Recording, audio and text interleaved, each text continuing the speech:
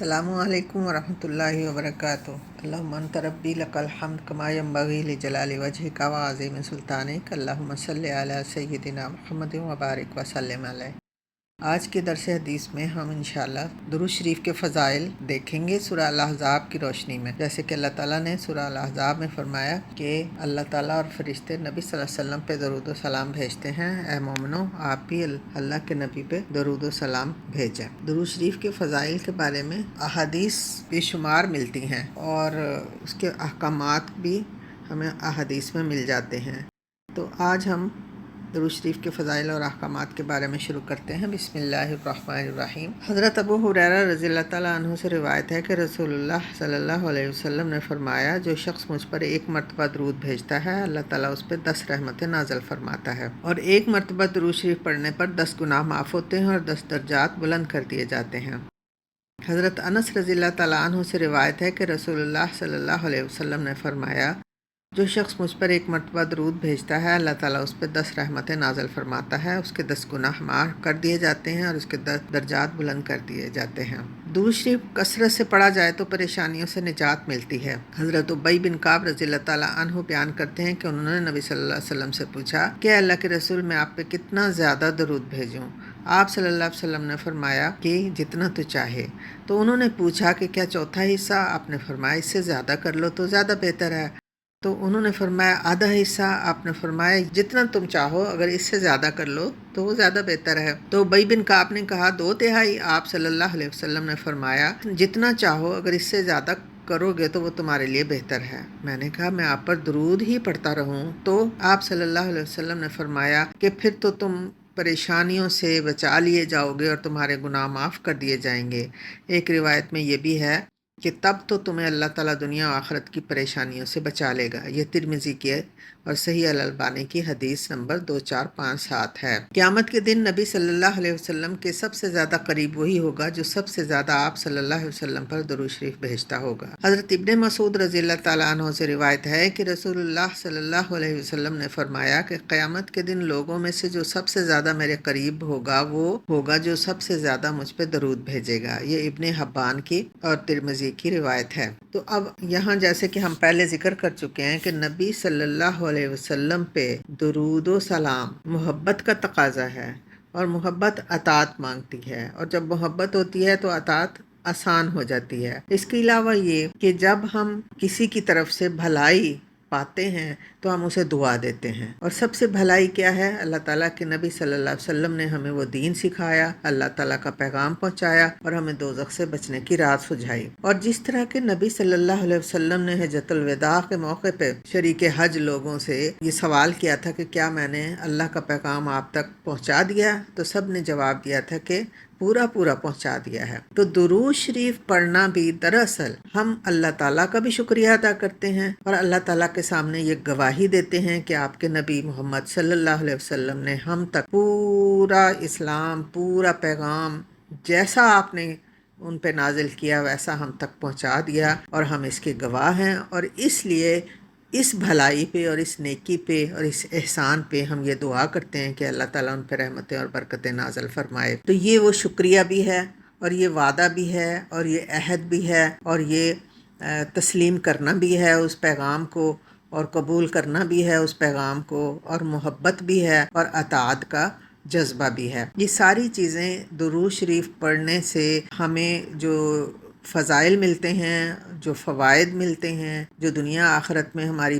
بھلائیاں ہوتی ہیں، وہ اس وجہ سے ہوتی ہیں کہ ہم جیسے اللہ تعالیٰ نے فرمایا کہ تم اللہ کا بھی شکر گزار رہو اور بندوں کا بھی شکر گزار رہو۔ اگر کوئی ہم سے تھوڑی سی بھی بھلائی کرتا ہے تو ہم اس کے لیے دعا دیتے ہیں اور اس کا شکریہ ادا کرتے ہیں۔ تو سب سے زیادہ بھلائی اور سب سے زیادہ ہمارے اوپر احسان نبی صلی اللہ علیہ وسلم کا ہے، جن کے احسانوں کا حق ہم ادا نہیں کر سکتے، لیکن یہ ہے کہ جو زیادہ سے زیادہ درود شریف پڑھے گا وہ زیادہ اعتراف کرے گا اس احسان کا، وہ زیادہ کوشش کرے گا محبت کی، اور کوشش زیادہ کرے گا اطاعت کی، اور اس کے بدلے میں اللہ تعالیٰ نے یہ وعدہ کیا ہے کہ میں تم لوگوں کو رحمتیں اور برکتیں بھی عطا کروں گا، درجے بلند کروں گا، گناہ مٹا دوں گا اور تم لوگوں کی نیکیاں بڑھا دوں گا۔ آپ اس پہ جتنا غور کریں آپ کو اس کا اندازہ ہوتا جائے گا کہ دراصل درود شریف اللہ کے دین کی راہ پہ چلنے کا ایک پیغام ہے، اور ہم ہر مرتبہ درود شریف پڑھتے ہوئے یہ عہد کرتے ہیں کہ ہم اس پیغام کو جو اللہ کے نبی نے ہم تک پہنچایا ہے اس کو آگے پہنچائیں۔ جیسے کہ ہم جانتے ہیں کہ نبی صلی اللہ علیہ وسلم نے فرمایا کہ میری کوئی ایک بات بھی آپ کو پہنچے تو آپ دوسروں تک پہنچائیں۔ تو یہ شکریہ ادا کرنا نبی صلی اللہ علیہ وسلم کا دراصل اس بات کا اعتراف کرنا ہے کہ ہم اس پیغام کو اپنے تک نہیں رکھیں گے اور آگے پہنچائیں گے۔ تو اللہ تعالیٰ سے دعا ہے کہ وہ ہمیں صحیح معنوں میں درود شریف پڑھنے کا اور اس کا حق ادا کرنے کی توفیق عطا کرے، اور ہمیں اللہ تعالیٰ قیامت کے دن نبی صلی اللہ علیہ وسلم کے ہاتھ سے حوض کوثر پہ پانی پلانا نصیب کرے، اور اللہ تعالیٰ ہمارے پر رحم کرے، اور اللہ تعالیٰ کے رسول ہم سے راضی ہو جائیں اور اللہ بھی ہم سے راضی ہو جائے۔ اس کے بعد ہم دیکھتے ہیں کہ وہ مواقع جہاں درود شریف پڑھنا ضروری ہے۔ ویسے تو ہر وقت پڑھ سکتے ہیں، لیکن کچھ مواقع ایسے ہیں جہاں ضرور پڑھنا چاہیے اور خصوصی تاکید کی گئی ہے۔ ان میں سے کچھ تو مشہور ہیں اور سب کو پتہ ہے کہ ہر نماز کے آخری تشہد میں، قنوت وتر کے آخر میں، نماز جنازہ کی دوسری تکبیر کے بعد اور خطبہ جمعہ وغیرہ میں۔ اس کے علاوہ کچھ مزید مواقع یہ ہیں کہ دعا سے پہلے حضرت فضالہ بن عبید رضی اللہ تعالیٰ عنہ بیان کرتے ہیں کہ نبی کریم صلی اللہ علیہ وسلم نے ایک شخص کو نماز میں دعا کرتے ہوئے سنا، اس نے آپ صلی اللہ علیہ وسلم پہ درود نہ بھیجا، چنانچہ آپ صلی اللہ علیہ وسلم نے فرمایا اس نے جلد بازی کی ہے۔